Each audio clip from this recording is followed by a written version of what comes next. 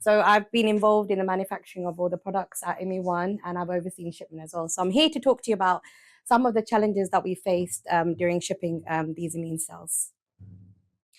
So a quick overview. So I'll go through who we are, what we do, and in the next thing I'll talk about macrophages, why they're so important, and due to the complexity of the immune cells, why it's important to have a reliable transport system. And then talk about the barriers in transporting these cells and the different types of transport methods for shipping them globally.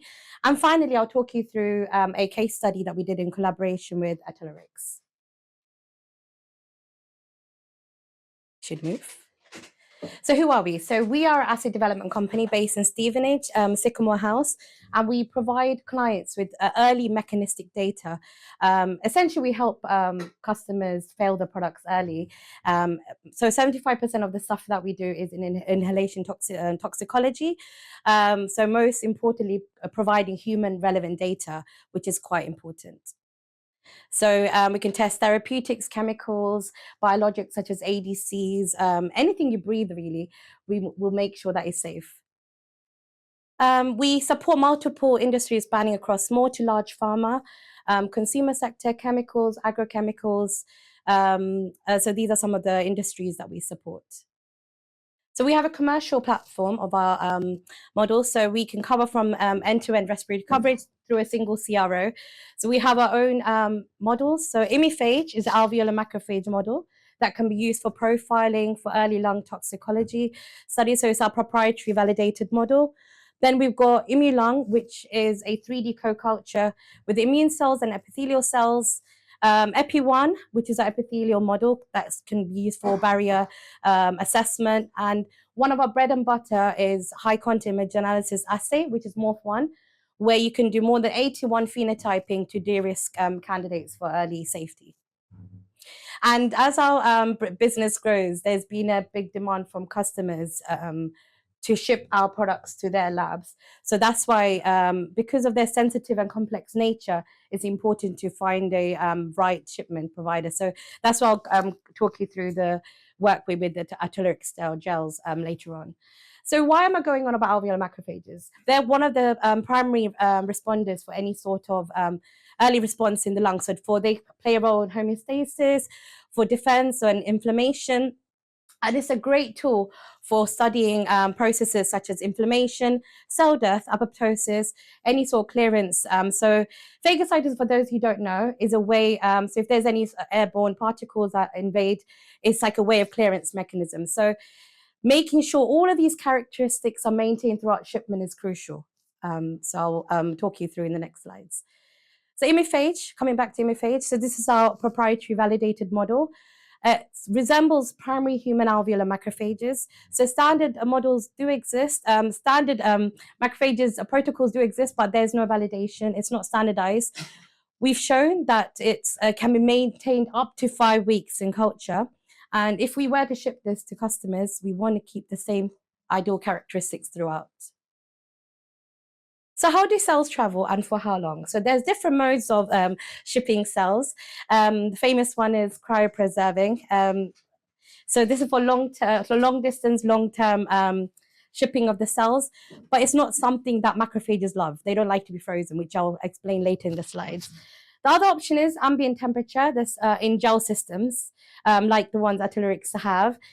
Good for long distance, but it's for limited time, not long-term like freezing the cells. And there's no cryoprotectant. So when freezing, you have to use something like DMSO, but there's nothing like that. Good thing with ambient temperature is no special temperature-controlled environment is needed.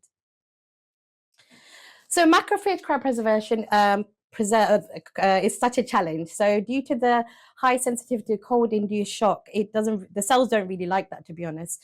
And as you can see in the graph here, frozen ImmuPhage, which is alveolar macrophages, there's a drop in the cell number when frozen. So it's not really ideal.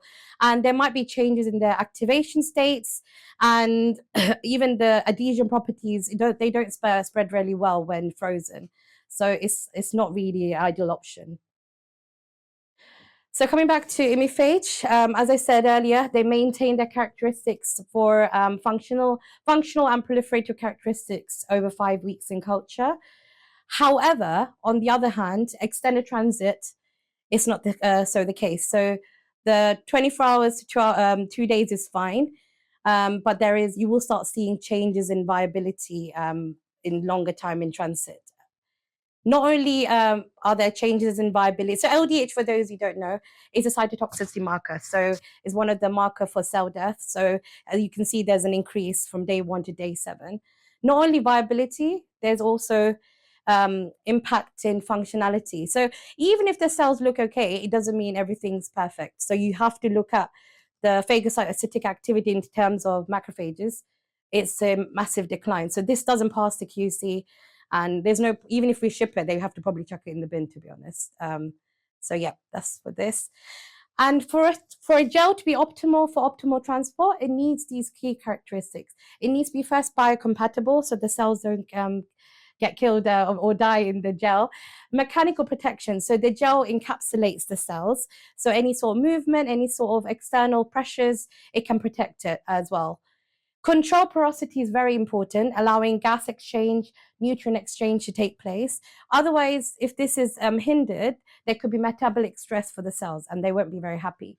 Stability, thermal stability is very crucial, at least from 4 degrees to 25 degrees. We don't want it to suddenly melt during shipment or solidify. So otherwise, it kind of defeats the purpose of shipping the cells in the first place.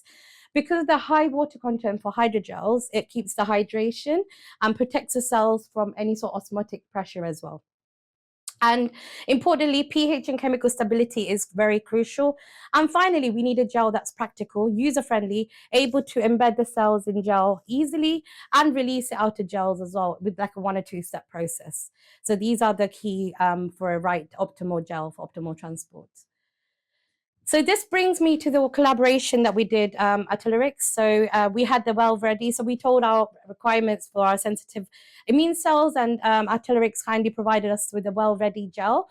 We stored them. So this is before the additional valve ready, and then after gel removal, and we kept it further for 5 days in culture. And morphologically, health-wise, viability, there was no impact. From among the other gel systems that we tested, Atelerix gels actually had superior characteristics and outperformed the other gel systems that we tested. So we're still continuously doing our validation, and we look forward to further collaboration to look at functionality. But at the moment, we just looked at the viability and the longevity of the cells. But it was very promising findings. Before I conclude, I would like to talk about some of the critical hurdles that are faced during shipment. As you probably heard from the previous talks as well. So customs is something that can cause delays, but making sure the right paperwork and the right logistic provider, they can streamline this process, getting those done, getting the green flag early is important.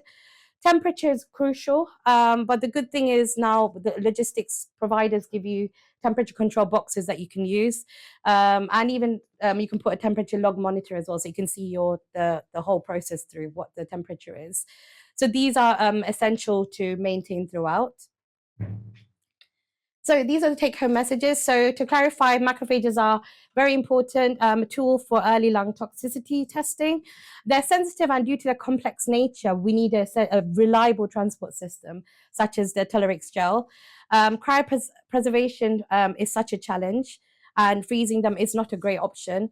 So hydrogels are, I think, more stable, to be honest, and the immune cells seem to be more happy in that kind of environment. And improved transport system is essential for shipping immune cells like macrophages. With that, I conclude my presentation. I welcome any comments. Thank you. Yeah.